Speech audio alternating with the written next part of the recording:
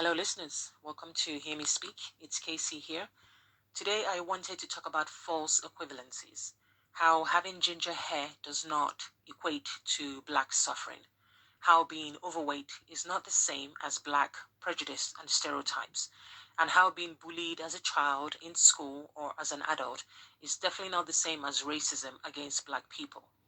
Now, the actress Patsy Palmer, who used to be in a show here in England called EastEnders, she put out a statement on IG in relation to the killing of George Floyd and the current unrest in America and the world at large, obviously, when it comes to the issue of race, Black Lives Injustice, and of course the Black Lives Movement. Now, in addition to the I'm not black, I see you meme that's being posted by anyone who isn't black, it was the additional statement that she added to that drew my attention, obviously, which is my point for doing this video. So let me break it down for you. Patsy Palmer talks about how being bullied as a ginger girl, she wrote this in capital letters, the fact that she's ginger and she was being bullied caused her to be discriminated against, I guess. She then goes on to say that when she was 14 years old, she was assaulted by two black men in broad daylight. She said she was told then that she was assaulted because they were black. So they assaulted her because they were black. So, listeners, by using the word bullied about her ginger hair, I assume she believes that she can now empathize with the black struggle, except that what black people face on a daily basis from history to now is not bullying, it's racism. Now, Patsy hasn't been stopped by the police, followed at a store in case she stole something, denied a job or a promotion, or sold in captivity because of her ginger hair. So, how this is meant to understand black people's plight is beyond me.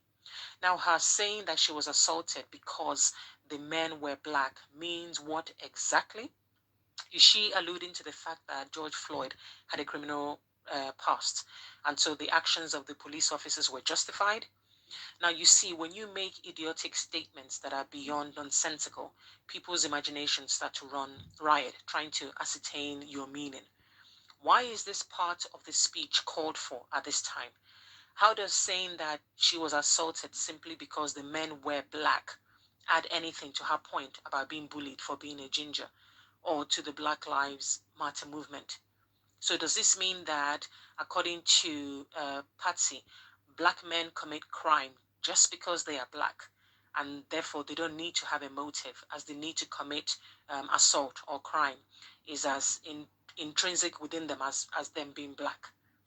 It doesn't make sense. It's ridiculous. Now, listeners, I'm as confused as you are. So let me know your thoughts in the comment section. Now, Patsy continues with her IG statement. She goes on to say that her 9-year-old son said he wishes that he was black so that he could help.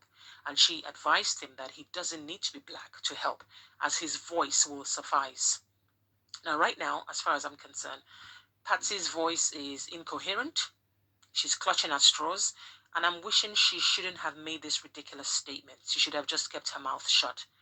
Again, I reiterate that for black people, it's not bullying, it's racism. Call it what it is. I don't understand why, why are people afraid to actually use the word racism instead of bullying and injustice? Say it, it's racism. Now, Patsy isn't the only one whose false equivalents of bullying and racism I have seen. I have read about people talking about bullying for various reasons, and to them, this gives them the license to understand how black people feel. After all, isn't bullying racism, according to them? I still have to go back to her posting her comments about the two black men she said assaulted her simply because they were black. I'm still baffled by that. For some reason, I just can't get that statement out of my head. To which I would have asked her, why would you post such a thing under the banner of injustice to black people about black men? What was your aim here? What did you hope to achieve by saying something like that? Now, people who come out and say or write or tweet that having pale skin and freckles meant that they were bullied, it ain't the same as being black. Having a stutter or being fat or skinny or goth or you have your own, preferred sexual orientation, and then you were bullied for it, it's not the same as being black. Anyone who thinks of the false equivalence as the same just doesn't get it. They really don't understand the difference between bullying and racism. Now, to me, they hijack the conversation and make it about themselves. And even within their so-called struggle, they still don't understand. Simply put, ginger hair, freckles, weight, etc. It's not the same as having your skin color weaponized as a child and throughout adulthood. It's all good and well, Patsy and everyone else who thinks like her, but the truth is that the trauma isn't the same. People's pain cannot be diminished or dismissed. I grant you that. But when it comes to black skin and racism, there simply is no comparison. The history and the pain are not in the same league as being black. Because really, being black is a whole different story. Now, Patsy is trying to tell black people, I think she's trying to tell black people that, oh, I feel your pain and I understand because of her ginger hair. And she feels that her ginger hair has allowed her to walk a mile in black people's shoes. Oh, please. Now, Patsy Palmer, you are white. That's the point of it all. So your hair color, with or without freckles, is irrelevant. You are white, and your white privilege affords you many things that you may not realize. Your ginger hair will not have you pulled over and shot. Your ginger hair is no threat to a police officer or another white person who feels that their life is in danger. Your ginger hair is not a presumption of guilt. Your ginger hair will not make other people call the police on you just for going about your normal life. So stop trying to assume to know what life is like for a black person.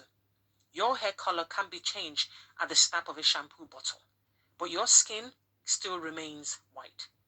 So thank you for trying to empathize with the injustice and unfairness. But please, I ask you, stay in your ginger lane. Because I can only imagine that in school, your ginger hair did not get you into trouble. Or each time you flicked your hair from side to side, you were not labeled aggressive. That is sadly the reality for a lot of black children and adults, even in this day and age. So Patsy dear, please, I beg you, stop comparing racism to bullying. Your post had some sort of good intention, I'll give you that, but it went haywire, as your words is typical of how black people have grown up. Surprise, surprise. Black Lives Matters ain't about your feelings and your pain and your memories. So the next black person you come across, keep stum and simply say to them, I'm listening. As usual, thanks for listening. Share this video and give it a thumbs up if you will. Subscribe if you wish. Take care.